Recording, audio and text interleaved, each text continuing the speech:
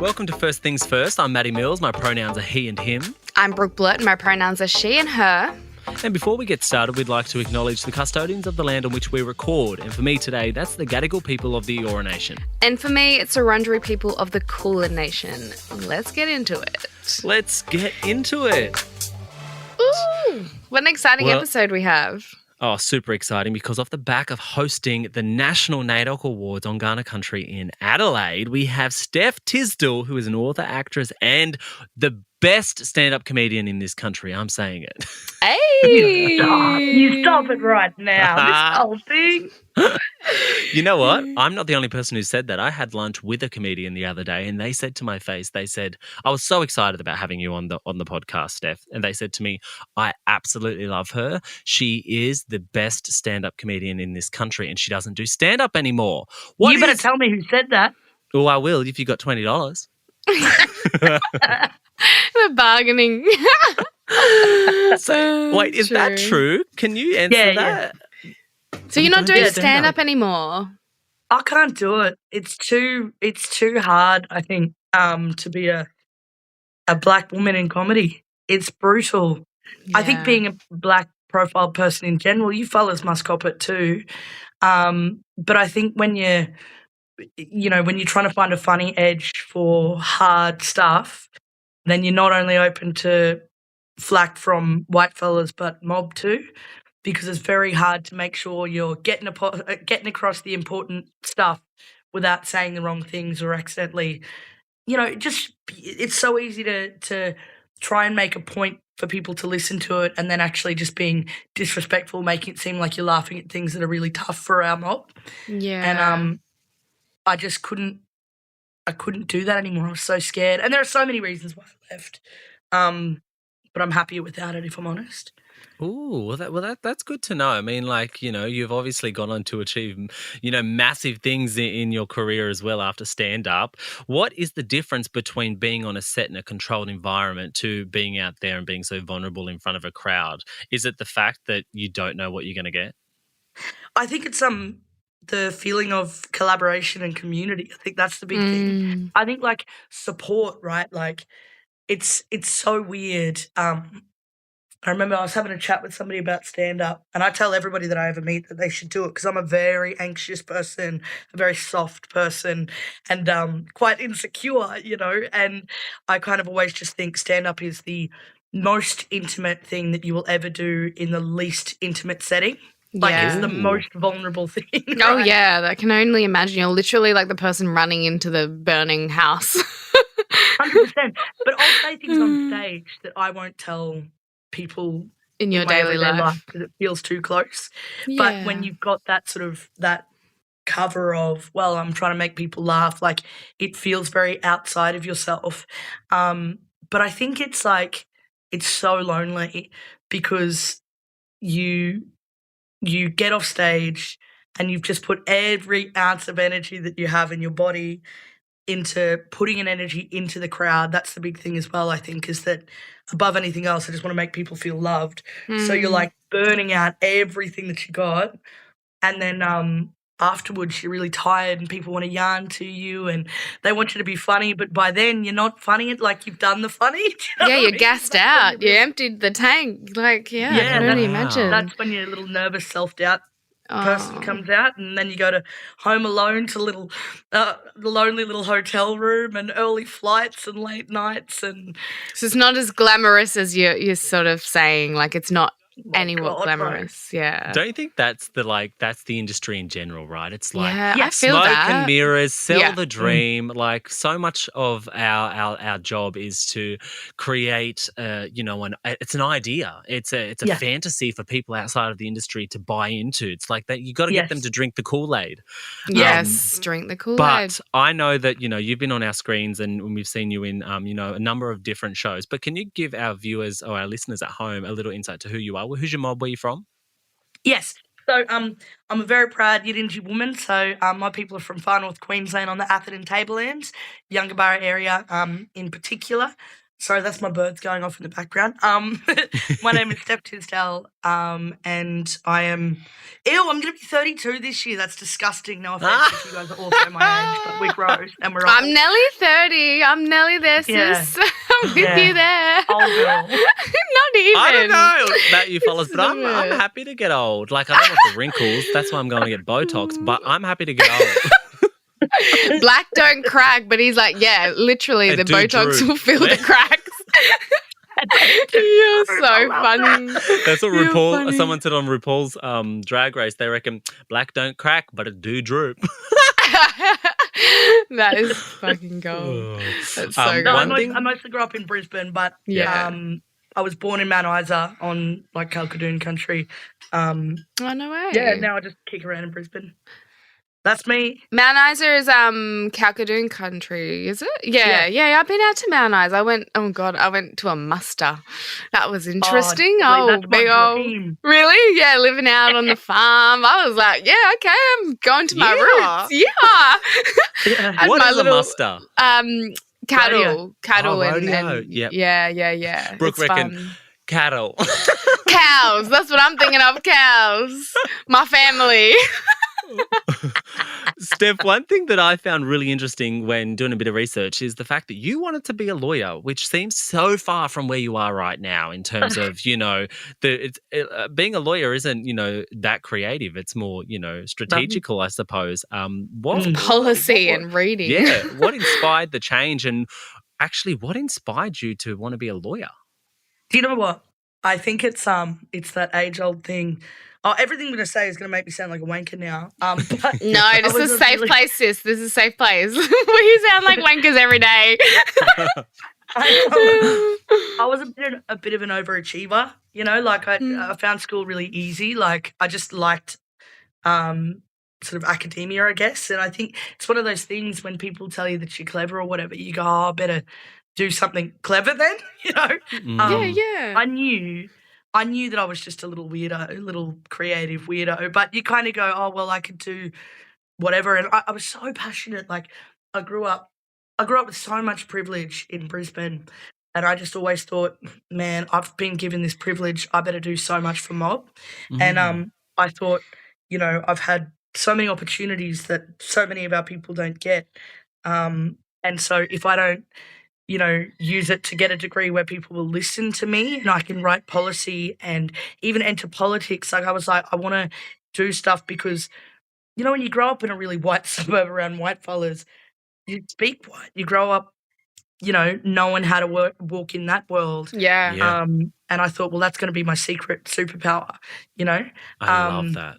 And so I wanted to, that's why I did so I studied a dual of law and journalism, and then I dropped out 2.5 years in to a 5-year degree like the idiot that I am. Wow. Would you ever go back? Would you ever consider going back or finishing I want to go back and get every degree that's ever been done in the entire world. I love learning. I know. It's so fun. I think I already got a degree in so many things already, like in my mind. Yeah. I'm like, I can do that. Yeah. I reckon TikTok's diagnosing everyone these days. Yeah. Bloody psychologist. Yeah. Yep. But no, I realised it wasn't for me, or it wasn't, like I was always really sort of led by justice and wanting to do good things. And I was like, oh, that's right.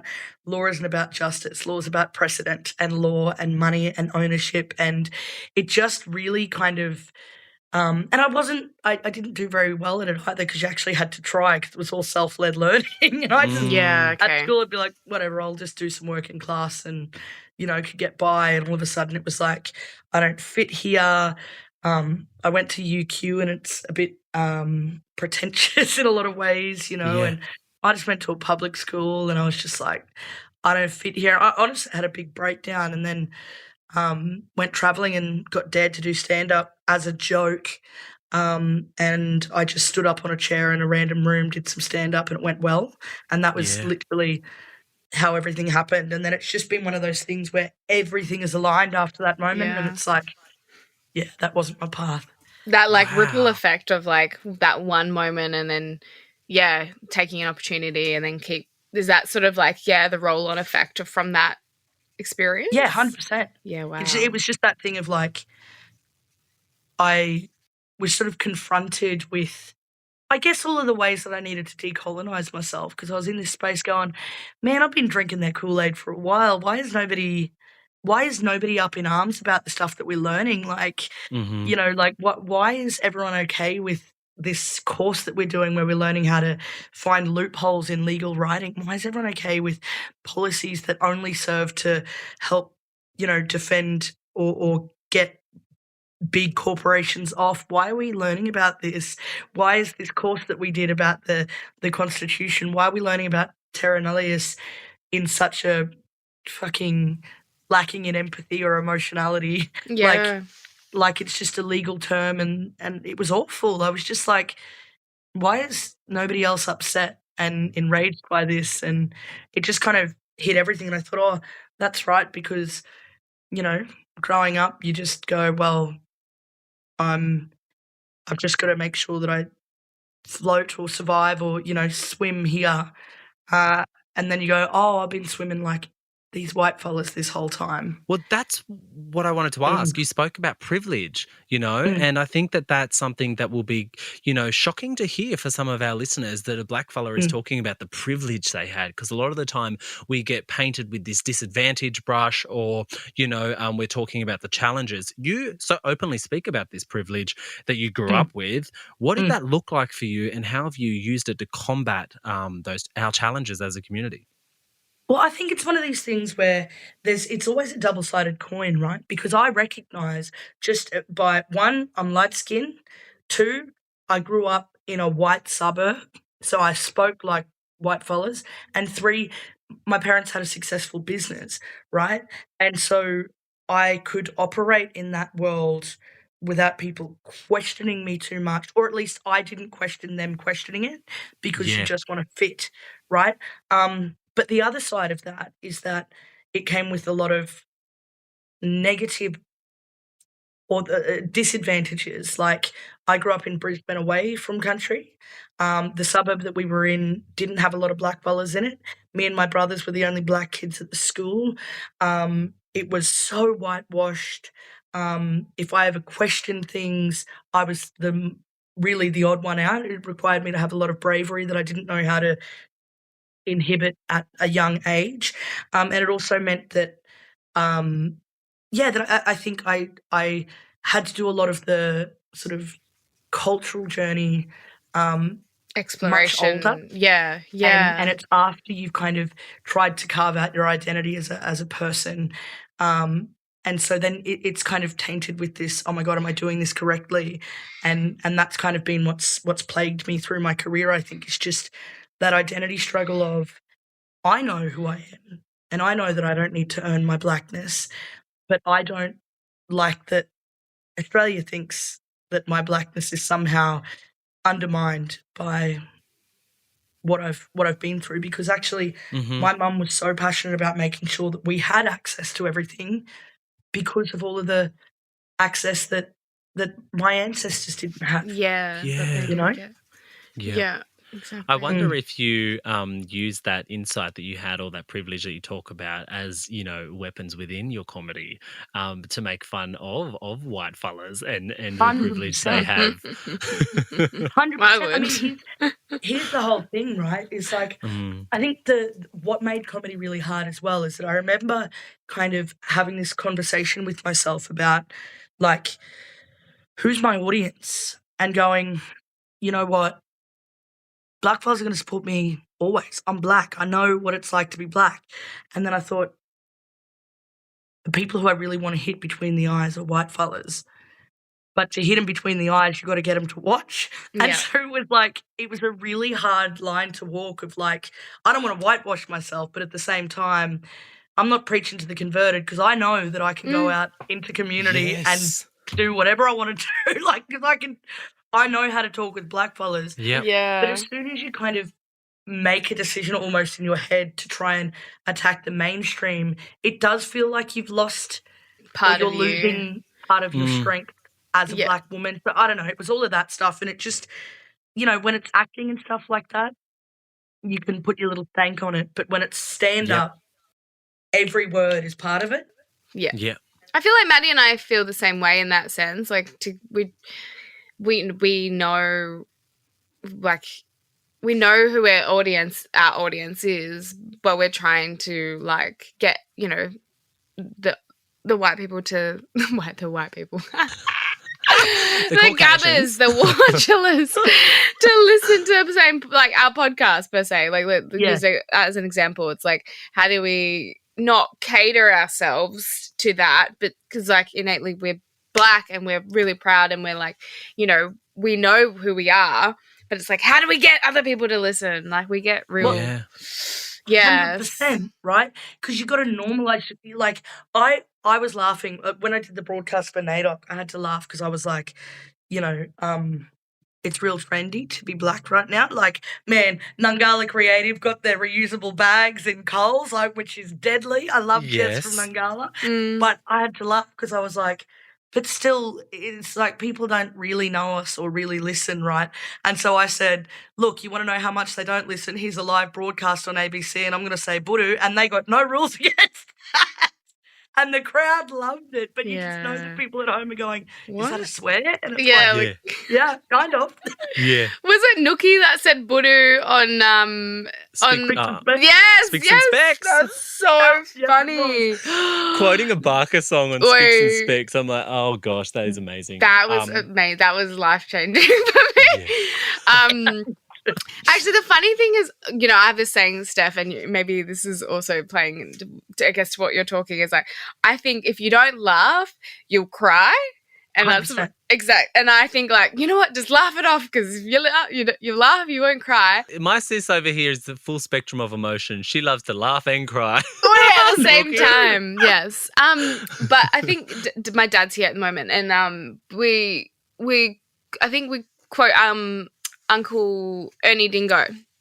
He says something about, like, when you start laughing at yourself, that's when the healing can start.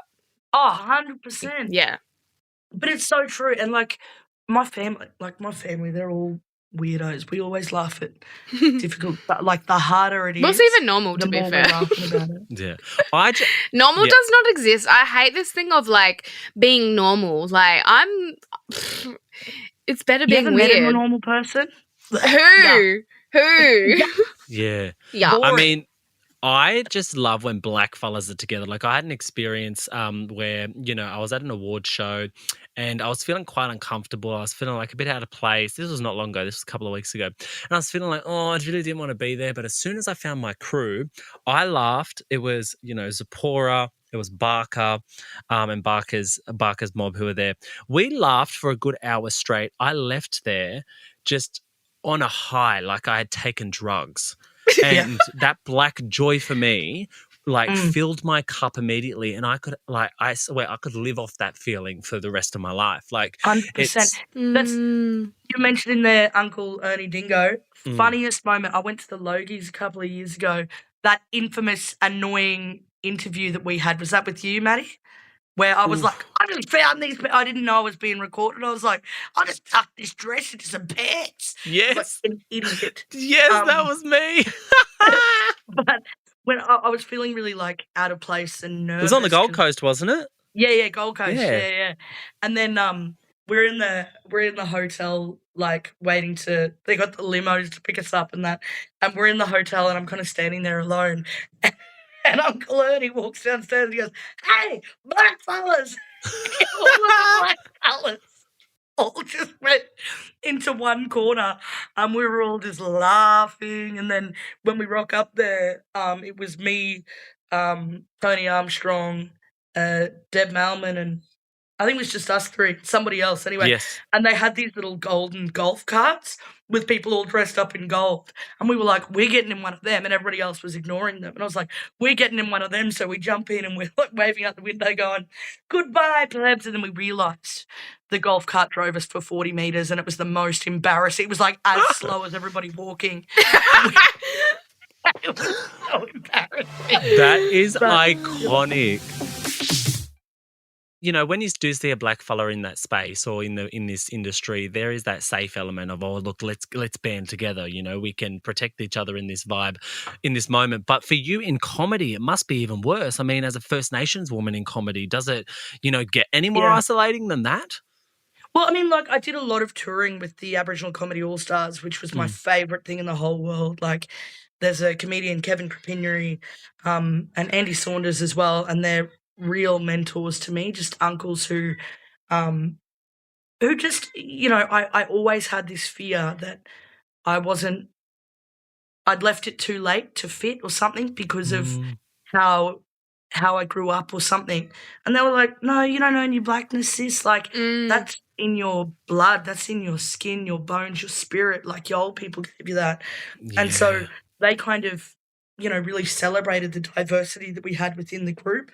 And that was something I was really passionate about as well. It's like, we have a lot of mob who do grow up in metropolitan areas feeling disconnected, and it doesn't undermine our blackness and who we are and the ways we represent mob, because it's not our fault that policies, that there was choices that had to be, I mean, you guys get it, but I got to tour with the All Stars a lot, and that was where I felt the best, But when it came to touring with like white fellas, or I had this really funny moment, man, it was so cringe.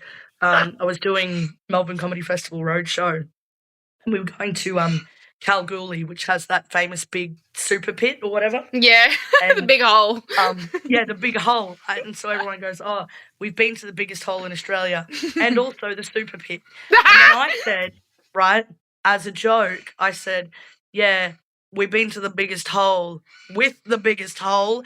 And everyone thought that I was calling our tour manager a slut. And I was like, guys, no, this is black fella banter. Oh my it's God. Black fella banter, yes. Yeah. The look that everyone gave me, and I was like, no, I'm not being disrespectful. I'm That's calling not her a big hole. slut-shaming. Yeah. Oh my God, this is the worst. It's endearing. If the boot fits, not kidding, I'm joking. But the other thing I think as well, though, right, is like it would always happen.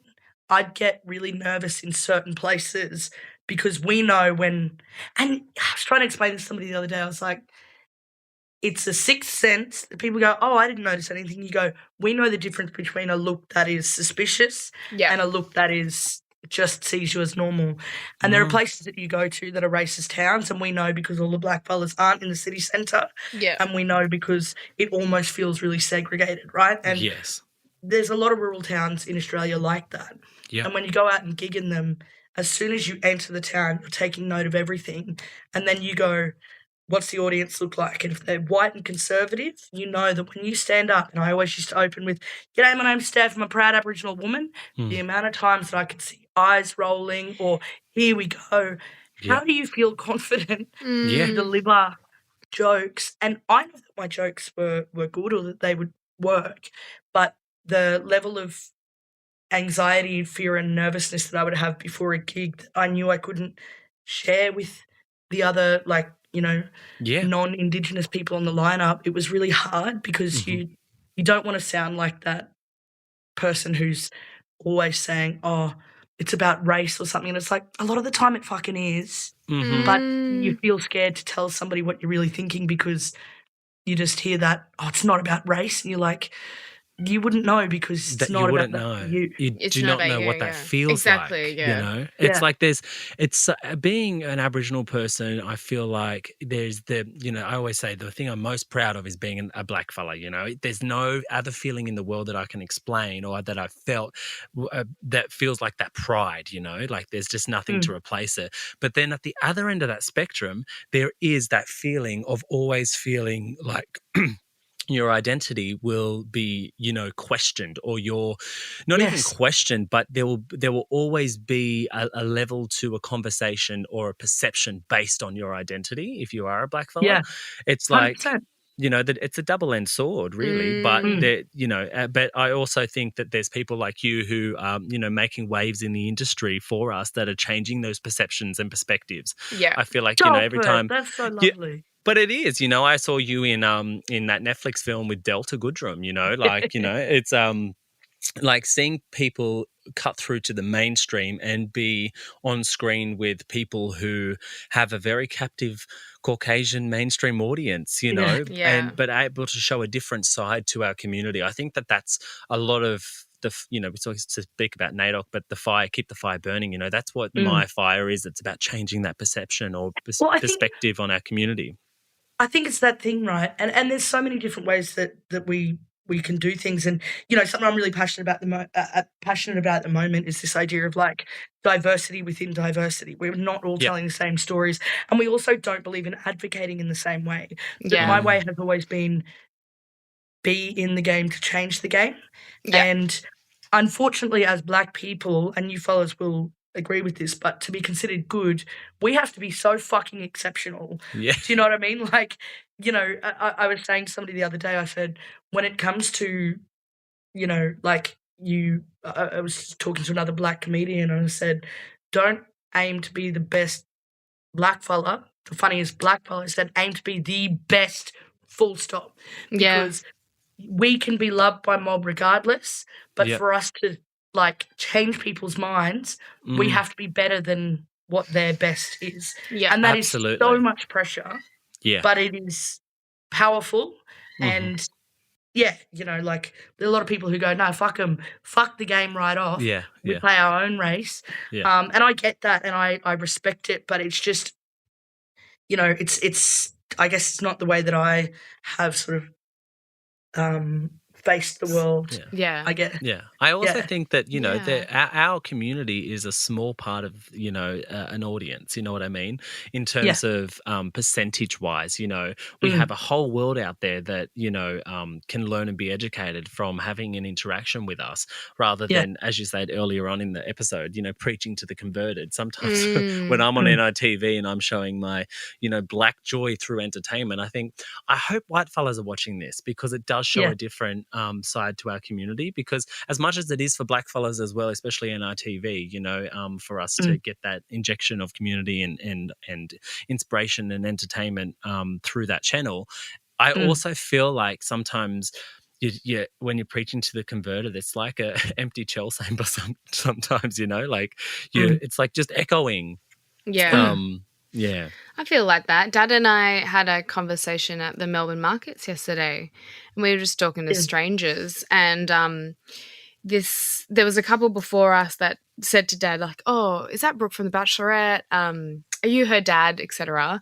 And then there's another couple that came, and then this lady was just like, oh no, we loved you, and you're our favorite, like we're rooting for you, and we just thought you were a very genuine person, and blah blah blah. Like nothing about like my identity, like nothing about who I was, but like being a good person. And I think that's also the thing, is like, yes, you like, you know, showing up Black, you're proud and all this sort of stuff, but like just showing up as a good person as well, like 100%. Yeah, like I just was like, okay, like if that changes someone's perception, and that's just something like so small, and it's just like, and then they find out later, they're like, oh, she Black, like then they're like, oh, cool, like moving on. Like I don't know, there's just something about like, you know, making time, 100%. changing people's perceptions, but just at the core being a deadly good person, you know, like absolutely. That's the thing. That's what this is what Black fellas know. We know because, man, we're the best. We got good morals. We got good values. And respect and love. Like love. You know, the amount that we say love you. Like I'll meet somebody one time and go, all right, love you, Arn, bye. Like that's real. That's just part of. We're not afraid to say it. This is the thing. We're not afraid to love. White people are afraid to say the L word, and I'm like, bruh, it's just like love. Like I don't know what your interpretation or language change of what love means in your mob, but like, you know, love is just so universal, and I'm like, why are these mobs so scared to say it? I say love you every day. Like, my brother's on the phone. You know, last night I was on a voice a video call with two of my brothers, and at the end we always say love you, and my partner is surprised by that, because his dad, you know, never used that term ever with his family, but also his siblings never say it to each other either. So that's it's like crazy. In Blackfellow family units, that word is, you know, used so often, and it feels warm. It feels so comforting. Yeah, it feels. connected. Yeah. Like it's like a string between you and that person. Like that's. Oh yeah, I love Do you know that. what I mean? Like that's how I see it. Like it's. Yeah. Yeah, I've never been afraid to use the word. I'll die. It'll be my last word that I say. Yeah. Love you. I would think, like, I had to laugh, right? I used to have this job, like, before I started doing anything that I'm doing now. I used to work for this social media company, like, doing social media stuff. Yeah. And, like, just posting shit. But we were in Wollongabba in Brisbane, and the first day I started working there, they said, we'll go out for lunch, you know, to welcome you. And as we're walking down the street, there's black fellas everywhere. I'm going, hey, Unc, you know, waving to everyone like everyone does. That's how we go. Yeah. Anyway, we pull up to to lunch, and they go, wow, how do you know everyone here? And I was like, I don't know anyone. They're like, you don't tell us you had family And I here. went, they're black fellas. And they're like, and what does that mean? And I was like, you just say hello and recognise each other. You just acknowledge each other. And they're like, it was really beautiful. And you're like, yeah, that's because you fellas got no feelings. No, you know? you don't know. Smile, you stranger motherfucker. Oi, be friendly. I love the black experience, like it's so unique to our community. It's like you walk through, as you say, you walk through a town, you can say, hey, unc, hey, aunt. And then and like white fellas be like, are you related to everyone? Like, no. Yes, we know. And calling your uncles and aunties mum and dad. Did you guys do that as well? Like your aunties were just another mum, like another mum? Yeah. Yeah, like. My aunties call me son. Yeah, see, they say, here, son. But before we go, Steph, though, I wanted to talk about the book. Yes. Tell us about the book. Yes, What please. you know, what's in it, but what has it been like, you know, writing it? So the book is pretty much exactly about this stuff. Mm-hmm. It's I guess I kind of put myself in the brain of me as a teenager, I guess. And I just thought about all of those lessons, like I was saying before, when you become really aware of how much you need to decolonize your own self.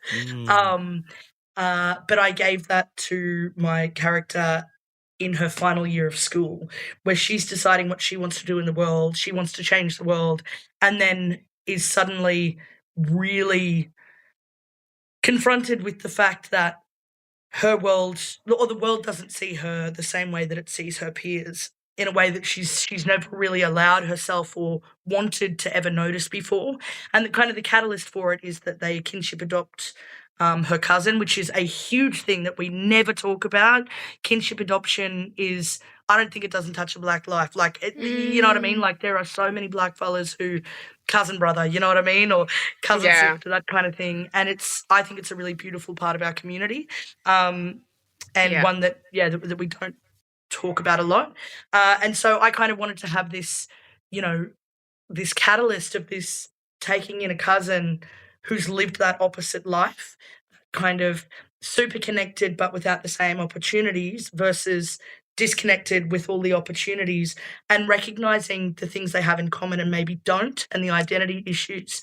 And and so she sort of becomes the girl. It's a fictional young adult book, and she suddenly becomes very aware of kind of, oh, why do you see him differently? Oh my God, actually you've all seen me differently as well. And kind of having to confront the way that the systems, you know, kind of see her different. Just, she has to confront all of those things. She becomes incredibly rebellious. She has her first love. You know, she goes off the rails a bit, and then kind of has to reconcile, how do I want to move forward as a proud black woman? And she goes on like a cultural journey, and it's just about being a teenager trying to fit in while you're also trying to figure out exactly who the fuck you are. So is this written for teenage? Is this like teenage fiction? Well, it's a coming of age story. Yeah, it's young. It's like it's YA, but I think it kind of can cross a few different demographics. But I think the whole thing is, I just really wanted to show. I remember, like, it always happens. Like, oh, it's not that bad. Oh, so somebody accidentally said, "Can you do a welcome to country instead of an acknowledgement of country?" And you're like, no, it is that bad, because it's the death of 1,000 cuts. Yeah, it's the undermining of your identity every single day, every single hour, with each new person that you meet, and it does change who you are and how you perceive yourself and how you feel perceived. Wow. And so I wanted to kind of show the nuance and the growing up, trying to break the shackles of either world that you felt that you had to walk between, and just kind of going, both and neither, or like I'm both. And you're both, accepting both and living. Yeah, exactly. Which I think young people, like I work with them and I see them go through that journey and you being able to articulate a story that they would see themselves so much in is just so powerful. Like we always say the saying, like you can't be what you can't see. And so you've got to read and read and see other people's stories as well, because that can help you on your journey. And I think that's just amazing, Steph. I'm so excited. What's the book called? Sorry.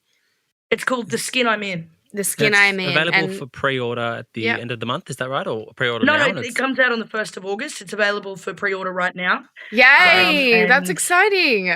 Yeah, and it's, I'm actually really proud of it. When I got a cultural editor to go through it for me, because I never want to do the wrong thing, and she read it and she was like, sis, I feel so seen. And I was like, I want, so deadly.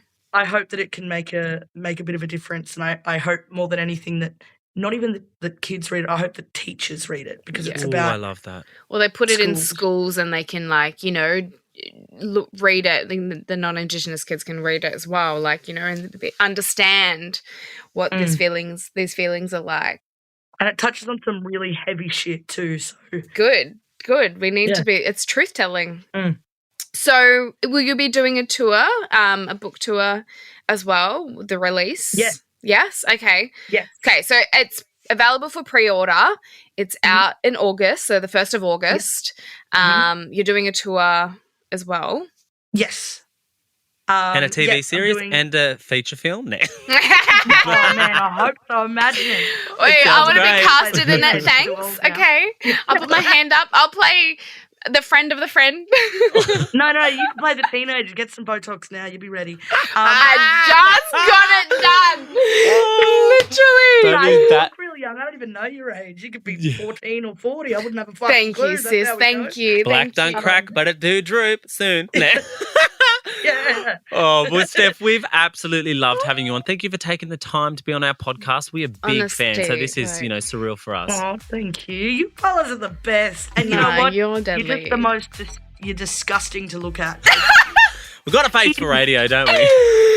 Oh, that's why we got that Botox, Black talks. That's we got to look at ourselves all the time, sis. Hey, I love you, fellas. Love you. Love you too. That was Steph Tisdell. Make sure you go and support her. Get that book. Go and see her whenever you get a chance. Watch the show she's in. She's an absolute, stellar talent. First Nations comedian. So, and get behind her. If you want us to cover anything on the pod or next episode, let us know or reach out via our socials. My handle is at Brook.Blurn and Maddie's handle is at It's Maddie Mills. And we'll see you next week. Bye. You can't handle me. You can't handle the truth.